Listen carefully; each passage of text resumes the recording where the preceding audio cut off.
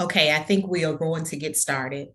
Again, welcome to this week's office hours for ESG and ESGCV. My name is LaQuantia Goodman, and I am today's moderator.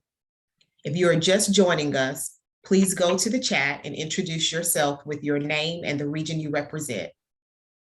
As a reminder, this office hours session is being recorded for public record. Office hours recordings are on the HCD ESG webpage under Technical Assistance and Training.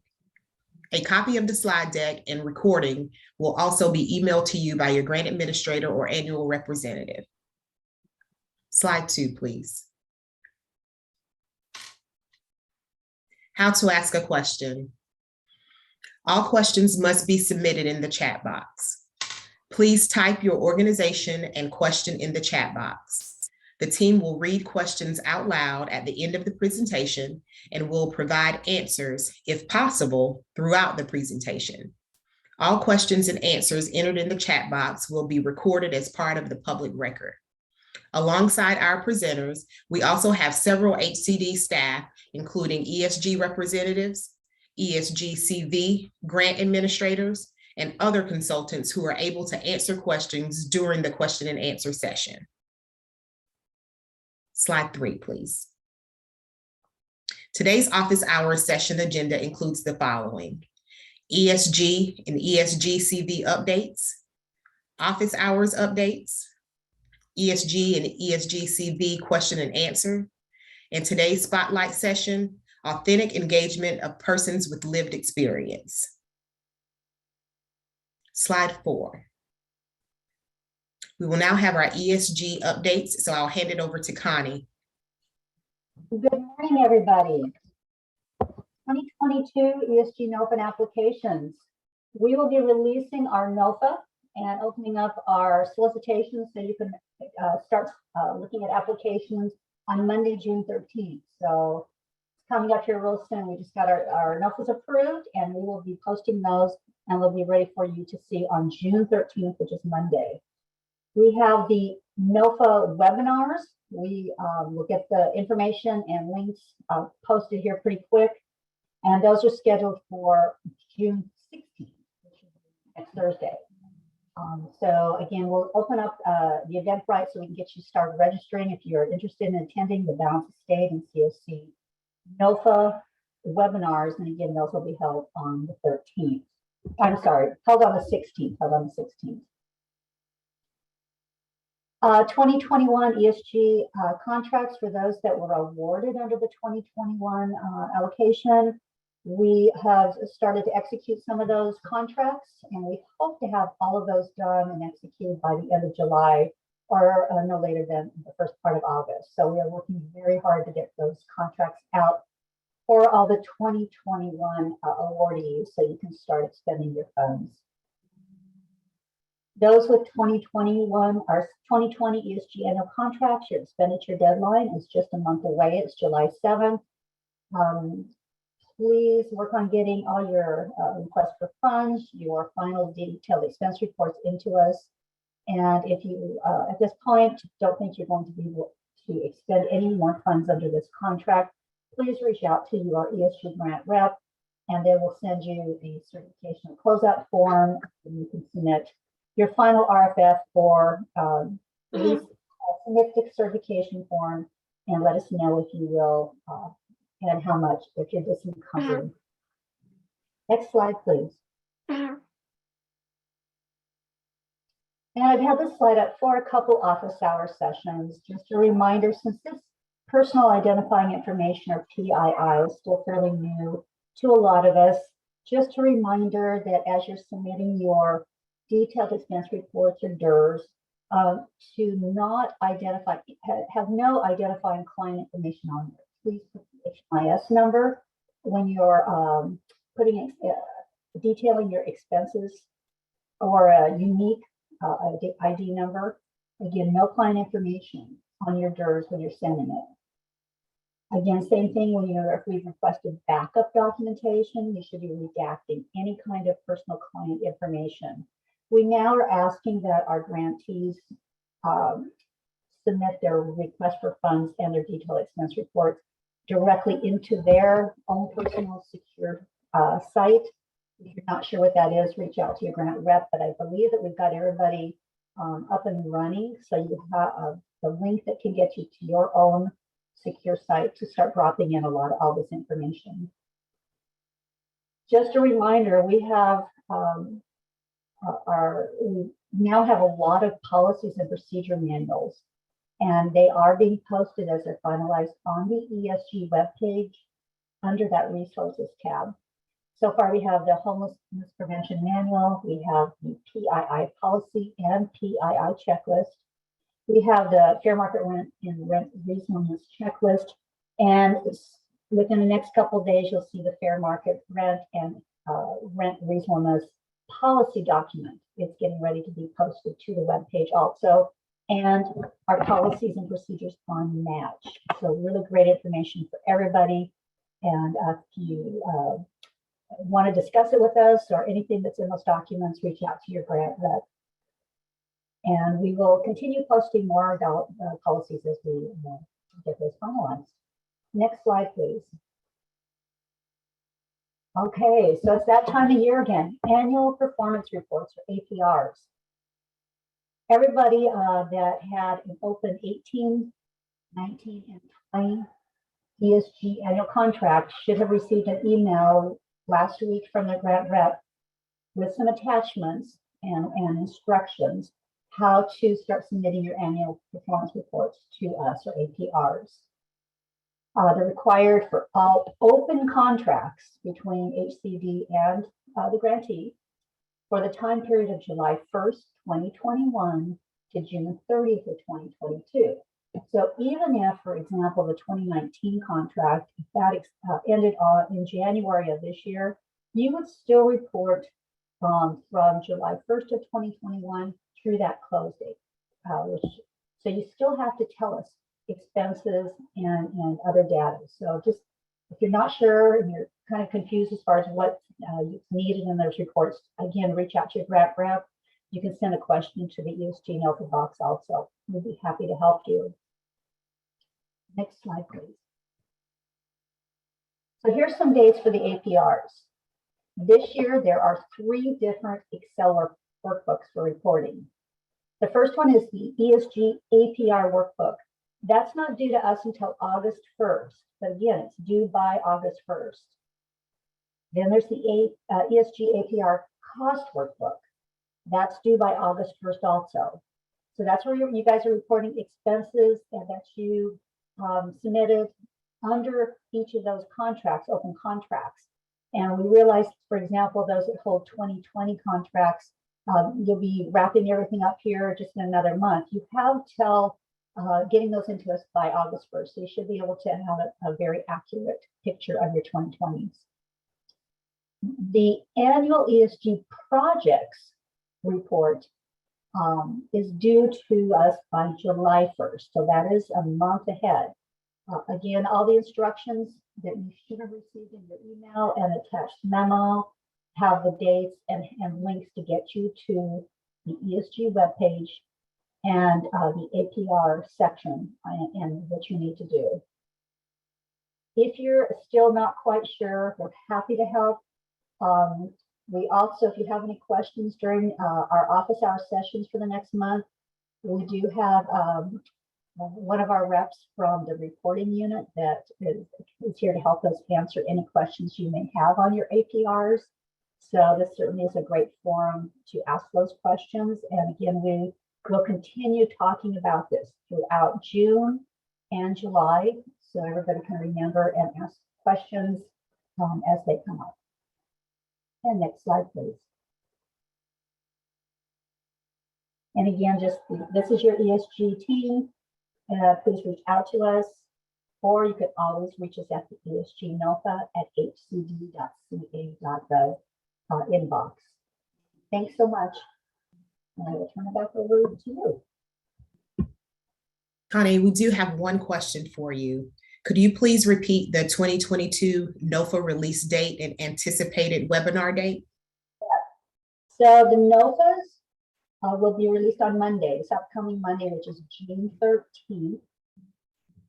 And that same day, you'll be able to, there'll be a link to get you to the e-civic solicitation, so you can start looking at the applications and working on them. The webinar date is next Thursday, which is the 16th of June.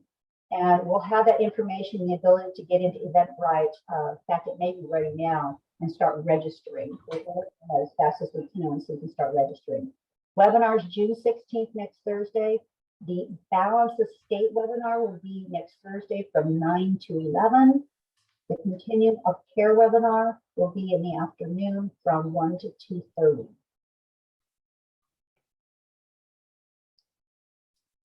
Awesome. Thank you, Connie, and thank you, Erin, for putting that in the chat as well. Next slide, please. ESGCV reminders and updates. We have met the HUD deadline. As of June 6, HCD is at 53% overall spent. Thank you to everyone who helped reach HCD's goal of drawing 50% of ESGCV funds by June 16th. Next steps. HCD will start discussions with subrecipients on an individual basis to determine contract amendments to extend the ESGCV performance period beyond 9/30/22. Next slide.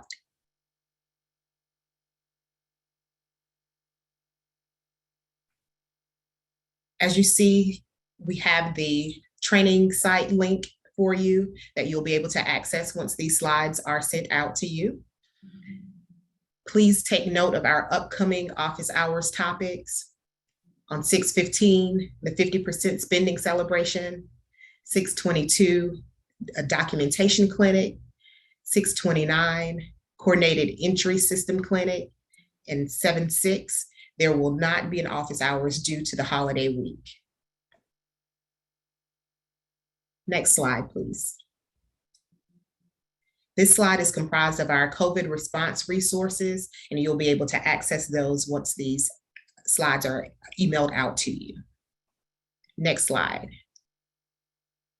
And again, our ESG resource links, and you'll be able to access those as well. Next slide.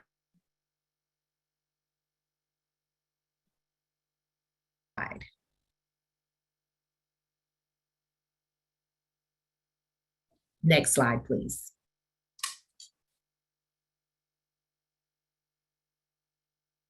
Are there any questions?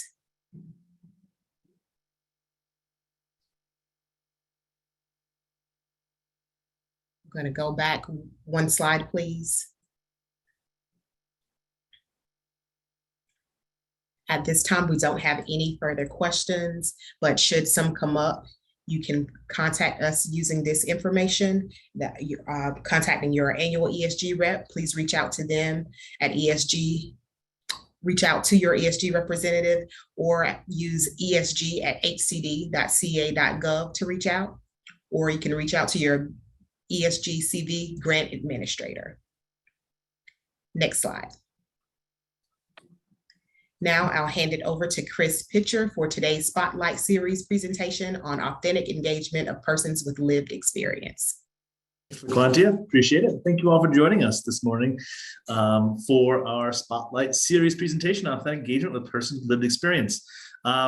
As you know, our Spotlight Series is a little bit more relaxed. We're going to do a few slides, probably 15 to 20 minutes with Donald Whitehead, who's going to be leading our conversation today, and Matt White, who will be supporting that conversation.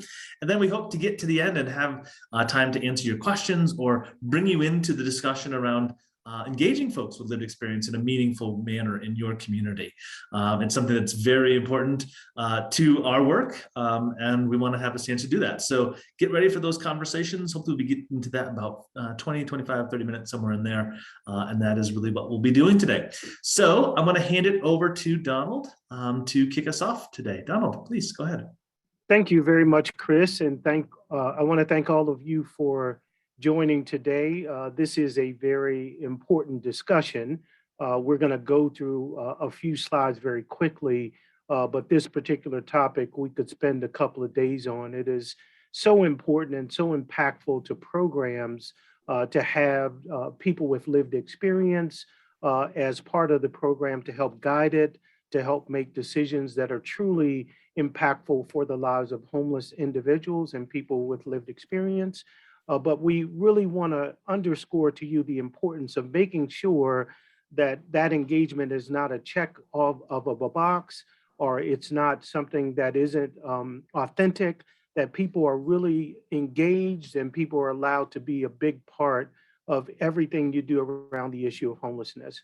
So we're going to go through just a few slides. Matt, I don't know if you want to share anything else as we start to move into the slides. No, thanks, Donald. I'll jump in with additional thoughts or comments as you go along, but I think that tees it up really nicely. We should just jump in. Sure. Thank you very much. Can we go to the next slide? So what is lived experience? Lived experience is defined as personal knowledge about the world gained through direct firsthand involvement in everyday events, rather than through the representations constructed by other people. It's also defined as the experience of people with whom a social issue or combinations of issues has had a direct impact. PLE, you'll see that acronym used very frequently, is a person with lived experience. Some people use lived expertise, but basically it's a person for this context who has actually had the experience of being homeless or being housing insecure in a community. And it is a mandate from HUD that you should, in your program, have somebody with lived experience on your board of directors, directly involved in the governance of your community-based organization, or involved in your continuum. What we find often is that that is something that people do reluctantly, and people don't provide the resources necessary for people to have true engagement, to have true impact on the work that's being done. So today we hope to give you a few tips about that. And I'll just jump in. I think it's useful here to make a distinction between lived experience and lived expertise. And it seems like a minor, sort of semantics distinction, but I think it's helpful to think about any person who has sought assistance, received support, been part of a homeless assistance project, has experienced their own experience in that project. But I think expertise speaks to a different kind of perspective. And that perspective might reflect the ability of that person to reflect in a more objective way, or having had that experience and digesting that experience, offering substantive feedback about what it was like to participate in a project, what it was like to have an assessment, what it was like to be rejected from a service. So anyone who's participated in a program has experience, but expertise refers to a different level of experience, knowledge, and capacity to reflect on that experience and participate in a productive way in providing feedback. We'll talk about just people with lived experience throughout this presentation, but if it's helpful to spend a little bit more time like picking apart that distinction, I think we can do that at the end. Absolutely, and there are also different dimensions of that experience and different kinds of experience, because we know that the population includes many different people who've experienced other kinds of trauma, also associated with their homelessness or their journey towards homelessness. So there are people with domestic violence issues or mental health issues or substance abuse issues, all of them that can be very valuable experience as we start to think about how we develop programs in a way that is accessible and useful to people who've had that experience. Next slide, please. So why? People with lived experience can point out aspects of programs and systems that need improvement, everything from language about the program, location of the program, who's administering the program. People with lived experience can point out all of that. People with lived experience know housing instability better than me. Seeking assistance, what it's like to ask for help, being assessed, coordinated entry system, what it's like to be asked repeatedly invasive questions, navigating systems, what it's like to figure out where to go and how to get what you need, managing housing, family, employment, health, and what it's like to live in extreme poverty. Many of the people doing work on the other side of the table may have not had that experience. Their experience is usually learned experience, the experience that you gain from a formal education. The lived experience is very different. And in order to really understand it, it is incredibly important to have the assistance of people who have lived that experience. Uh, Feedback, engagement creates personal agency, giving people the idea and the skills and ability to move through the system without barriers. Negative feedback is useful information. Sometimes it can be a little overwhelming to hear people's displeasure with some of our programs, but also it can provide some useful information as to how we can improve those systems to make it more equitable, to make it more productive for people who have that experience. Next slide, please. Engagement strategies, passive to more active engagement. So there are absolutely multiple forms of being able to get quantitative and qualitative information about our programs and the people who've experienced those programs. We start off with the very passive survey questions or a comment box and observations. We move to a more useful and instructive, not to say that surveys aren't useful, but focus groups I think are richer in their information, give people a chance to bounce things off of each other. And they also offer us real-time information. So focus groups give us a little bit more of an insight as to how people are experiencing the program and what needs and barriers are in place. One-on-one interviews are very useful as well. They give people, sometimes a focus group is intimidating for people to be in a group of people that they have to express personal issues with. So one-on-one listening sessions are another way to glean that information. And then there's the PLE advisory groups.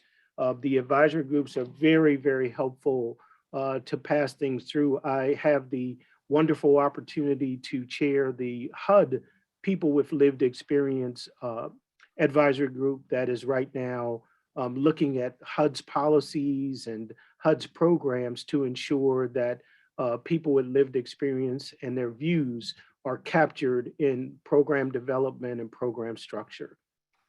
So those are really good, but again, they have to be groups that, one, the people in those groups are prepared.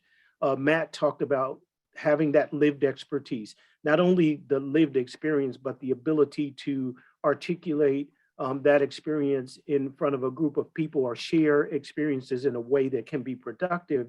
It's really important that we don't set people up, that we give people the opportunity to truly be involved. Matt, I don't know if you want to expound on that a little more. I think you're absolutely right, Donald. I know in my experience, either in evaluating projects or working with programs to identify improvement strategies, oftentimes it's an afterthought. And the program will say, well, let's actually put together a group of participants in the program and we'll ask for their feedback. And I think that can be really helpful and instructive. But my response to that is often, if we're thinking about getting feedback at that stage, it might be too late. One reason is I think we miss an opportunity for participants to build skills, to feel more comfortable, to really digest their experience, understand their experience, and understand it in a way where they can offer feedback about constructive changes or improvements to the program. And if we're at the end of the program, just like, kind of haphazardly connecting with people and putting together a group and asking them about their experience, we haven't taken that opportunity to build the skills, to build the relationship, to build the rapport with participants all along the way. So I think this slide really points to the level of intensity And it's certainly, as Donald said, very useful to do surveys and questionnaires and just through observation. But the strongest, most valuable, most productive kinds of engagement strategies are ones that are sustained over time with the same group of people, where you're building their level of comfort and their ability to provide feedback in a way that's actually going to contribute to program improvements. Thank you very much, Matt. And along the way, I think another really important phrase in that higher level engagement is group. Oftentimes we see one person representing the whole homeless population in the community on a board. It's so important that people aren't put in that position to represent the whole homeless population, and that they have someone beside them that can also engage in the conversation. So very important not to go through what I call the Lone Ranger strategy for involving people with lived experience. Next slide, please. So subpopulation strategies, how should we manage engagement and feedback strategies for different groups? So we know that, again, there's so many different experiences that people go to. There's people, what we're experiencing right now all across the country is first-time homeless versus long-time system users. So we have, because of COVID, we have a lot of people who are in this experience for the first time, and it's a very different experience for them than someone who has actually started to learn the system because they've been in it for a long time.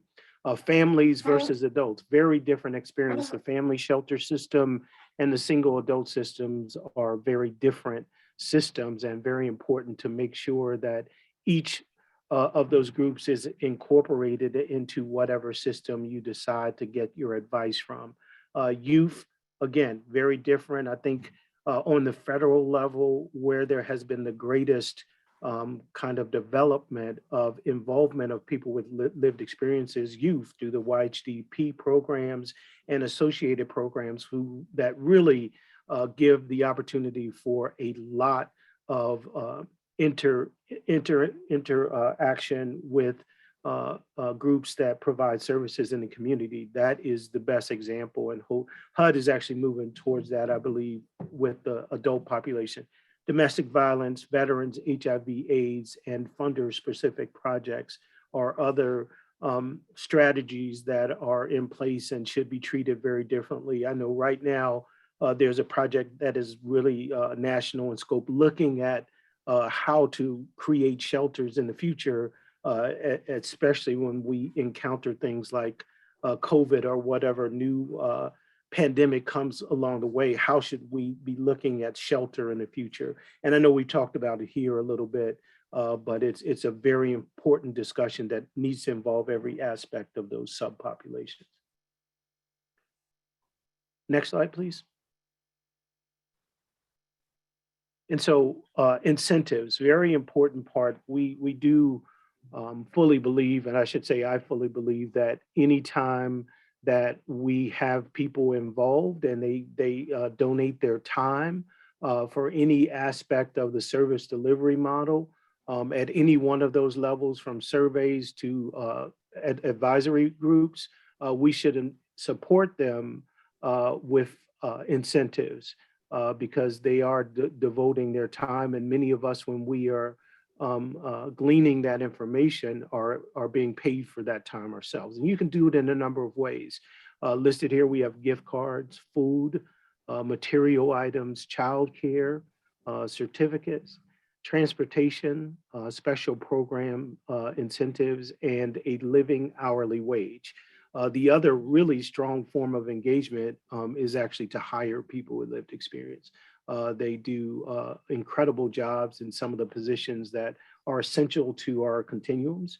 Outreach is a place that I've incorporated people with lived experience, case management, all kinds of things. They can be embedded in any portion of your service delivery model, but whatever they do for you, they should be incentivized, and they should be able to receive compensation for that time.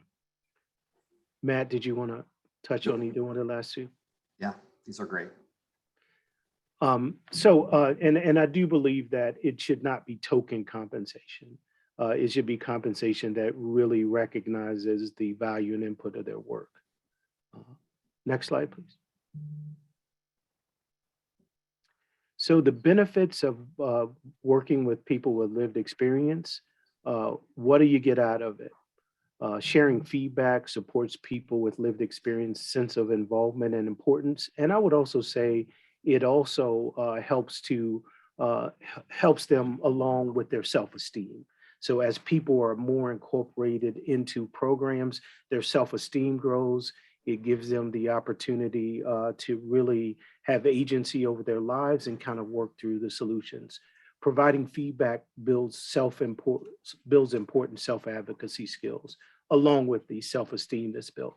Providing feedback will likely contribute to more engagement in their housing goals. Yes, once people are connected, they're engaged, their information and their experience is solicited, they will be more engaged in getting to the other side of those issues.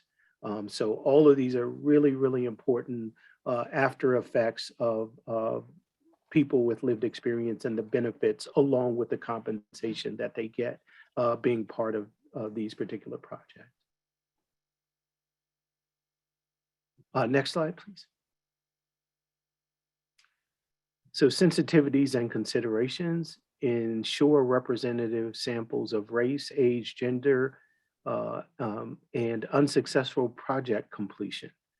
So you want to make sure that if people have not been able to finish your program for whatever reason, that you get that information and that they're part of the larger picture of your feedback loop, because something would have caused that unsuccessful project completion to happen. It's really important that you get to the bottom of it so that you can address those issues if there's a need.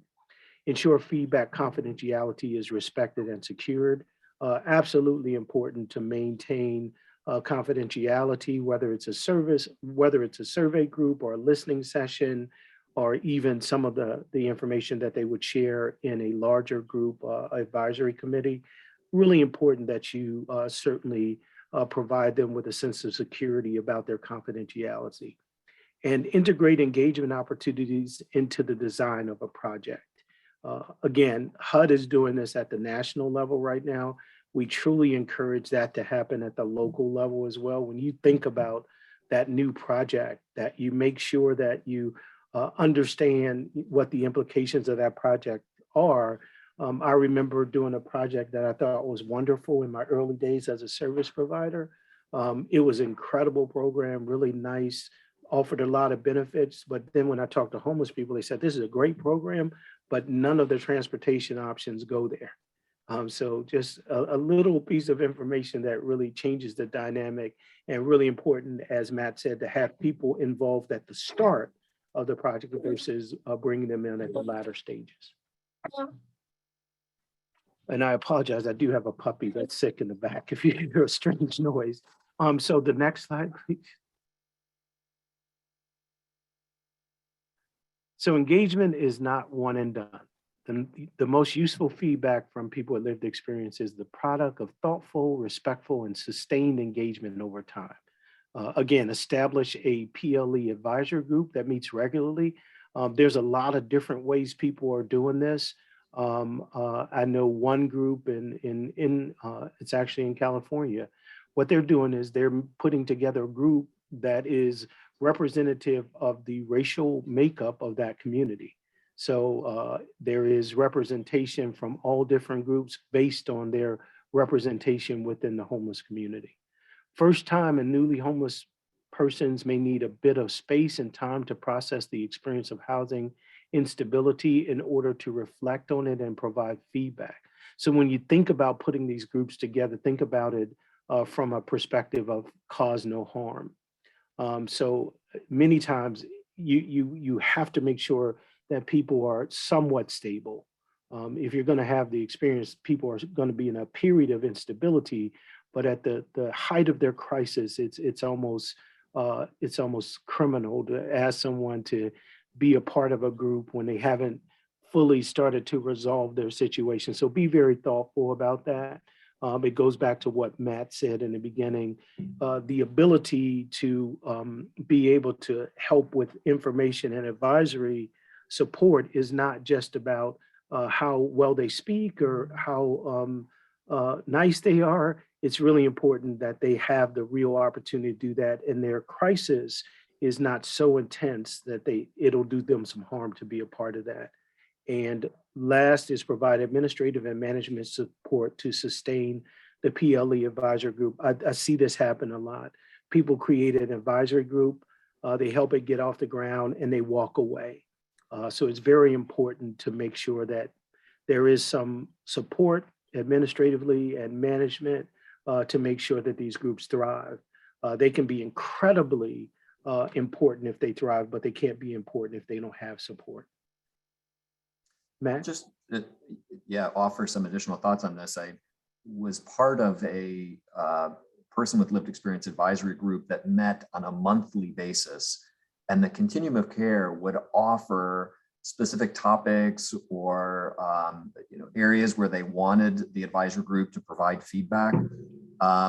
And what I learned over the course of the years, at the beginning, when we first constituted the group, the kinds of comments and feedback that we got from participants was not nearly as rich and thoughtful and engaged as it was at the end of the year.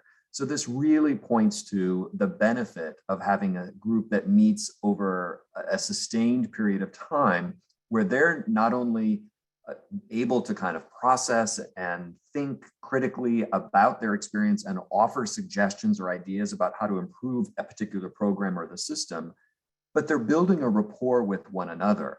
And the relationships that developed inside that advisory group allowed them to think differently, to think more critically about their experience, and just offer really rich feedback that resulted in a change to the way we did our rating and ranking process for the continuum of care NOFO application. It resulted in a complete change in the way we were doing outreach to persons who are unsheltered, so that we were more thoughtful and respectful about first approaching people upon the initial contact. And it really had a profound change on the way that that we evaluated projects, and not simply looking at data. It was not just the performance of the data, but incorporating in qualitative feedback from persons that was just as valuable as the length of stay average or their housing placement rate. Are people satisfied? Or do they feel listened to? Do they feel seen? Do they feel like they're active participants in their own housing resolution? And that qualitative feedback based on the advisory group was just as helpful, if not more helpful, than a analytical kind of a quantitative evaluation. So just wanted to offer those thoughts. No, really, really important point. And there's also in the chat a point that Jerry makes, that administrative support should not be used to co-opt the genuine views of the PLE group. Absolutely important. The administrative support should be just that, support. It shouldn't be micromanaging or overarching support. It should be the support that people need to kind of make sure that everything continues to run smoothly. And I would say that support should also be done at the very onset of the group forming, because one thing that is always a real challenge to me that I have done a lot of work on is preparing people for advisory committees and boards. If it's only starting with just acronyms, I mean, how many times do we as consultants and providers get lost in the new acronym? Every 2 or 3 months we come up with a new one, and it would be almost impossible for someone newly into this realm to understand all of that without it kind of just going over their head. So really important to prepare people for these as well. Next slide, please.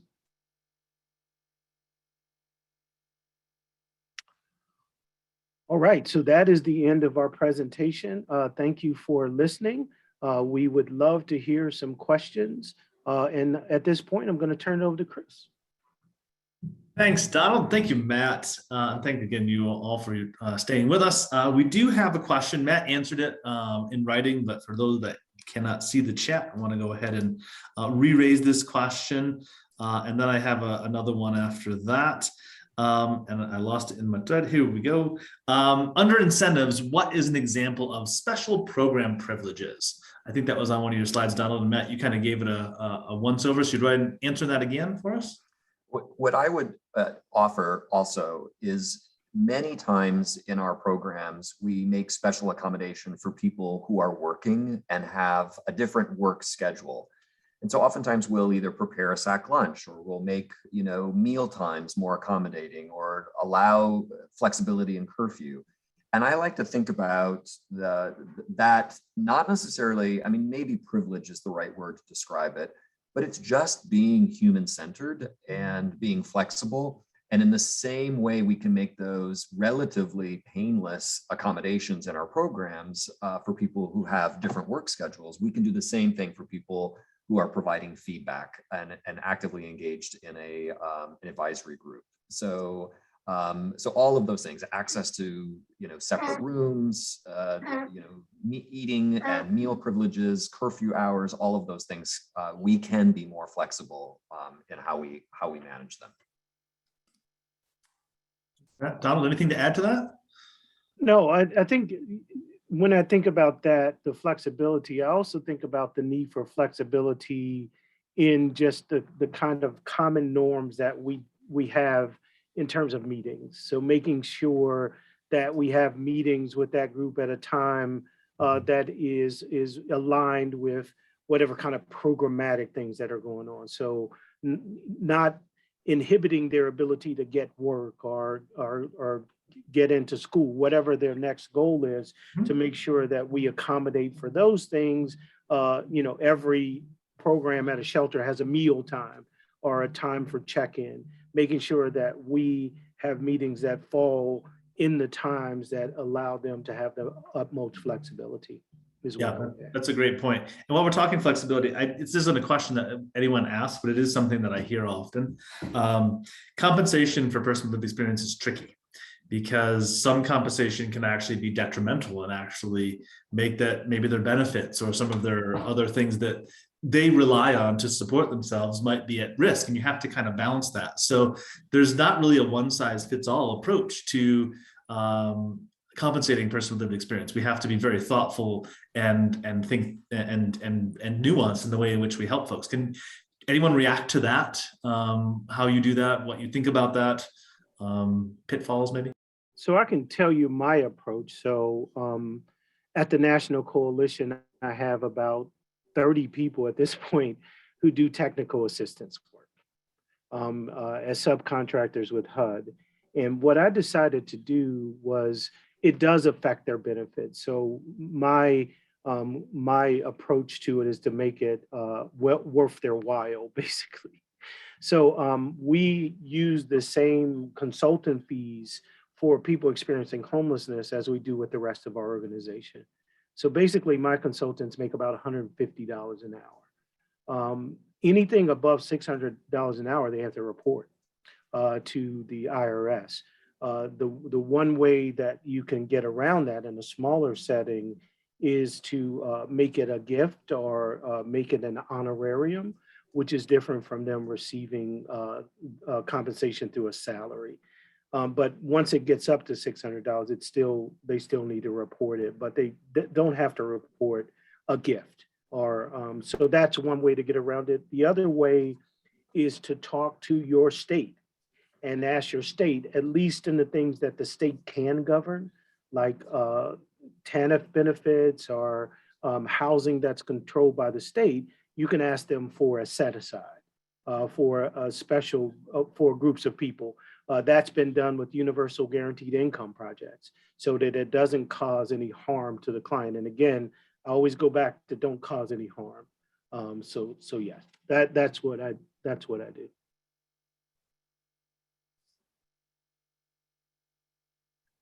Matt, That I'm sorry. number I was varies. yeah. I was Hold on gonna a just say, second. okay, go ahead. Sorry, I was trying to transition, see if Matt had anything to add to that one before I moved us forward. No, he does not. Okay. Next question. What would you define as a robust personal lived experience group in terms of number of participants? So Donald, you just said at the National Coalition, you have a very large contingent, but what would you think at a local level, a community level? What is good representation? Yeah, I think, you know, like any board, I think too many is too many will cause a great deal of problems with decision making. So I like to keep a board from 9 to 15 people. If you go beyond that, decision making starts to get very problematic. So I think that's a reasonable number of people. It also offers you, the other thing we talked about is making sure that you are inclusive of different kinds of experiences.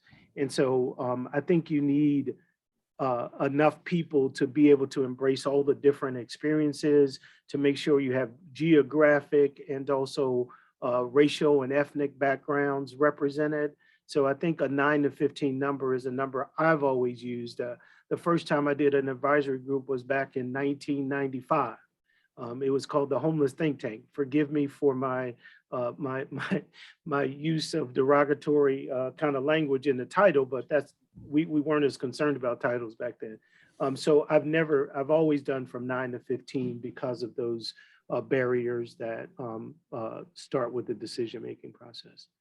Matt, I don't know, you shook your head on 9 to 15. Did you like that number? I think that's exactly, Donald and I did not coordinate on this, but that's exactly the range that I would have offered as well. Just from personal experience and managing an advisory group, I always try to keep it to about an hour. I think more than that, it starts to kind of infringe on people's personal space and time. And so I want to be respectful of their time. And it's difficult to really engage and give everyone an opportunity to contribute in an hour if you have more than 15 people. And then you start to kind of run the risk of people who are asked to participate, but then they only really have a couple of minutes when you go around and have, solicit feedback from everyone. So I think something in that, smaller than 15 range is going to be easier to manage, more productive, solicit really helpful feedback, and be respectful of people's time. Absolutely. Thanks, Donald. Jerry, I see your question about compensation being half of SSI. I am not an SSI or SSDI expert. I don't think Donald or Matt are either, but it goes to Donald's comment of we need to be thoughtful in how we compensate and do it in a one-on-one way. Obviously, if we are putting folks at risk of losing SSI or SSDI benefits, that is not a positive way to engage someone with lived experience. We need to think through those things a little bit more. Anything to add to that, Donald or Matt? Well, I would say I'm not an expert on SSI, but I know that people on SSI do have the ability to earn outside income. When I was using the 600 number, that's an annual number, but before you need to report it to the IRS. But there is some room to still work while you're on SSI. I believe, and don't quote me on this, I think it's about $2,000 or so that you can actually earn, but I don't quote me on that at all. Yeah. You can still work on SSI, but there's a cap. Okay, we have exhausted our questions. Anyone want to come off mute or raise their hands? We can unmute you and talk about how you engage a person with lived experience authentically, or maybe some challenges you're having getting person with lived experience to engage authentically in your community, or any other topic you would like to talk about a person with lived experience.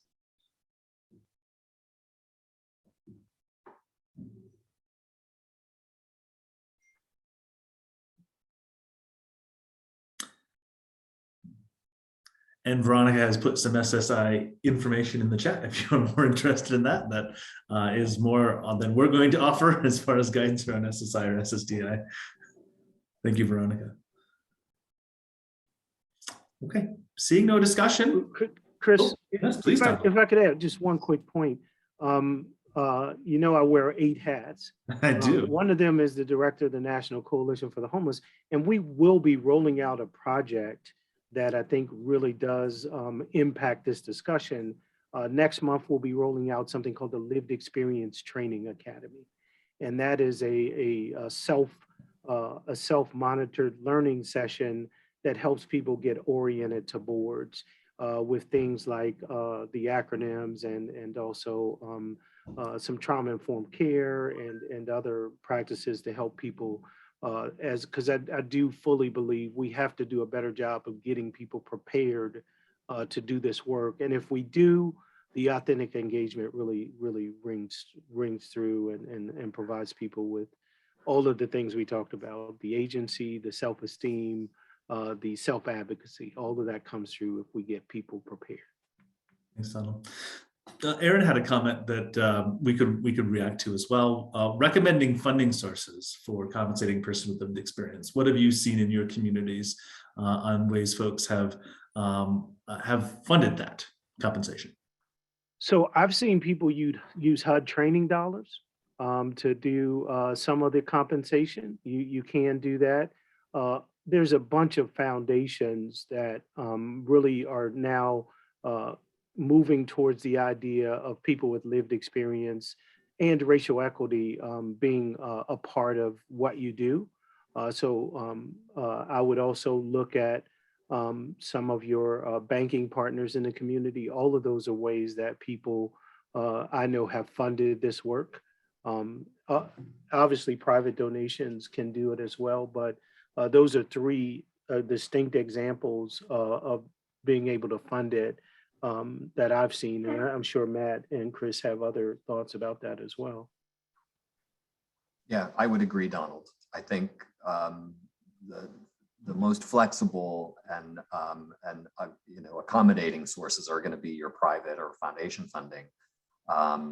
But I have seen communities use either a planning grant or other CFC or HUD sources to augment that. Yeah, thanks, Matt. That was the one I was thinking of too. That most folks are leaning a lot on their planning grant from the COC, because most of us get a planning grant.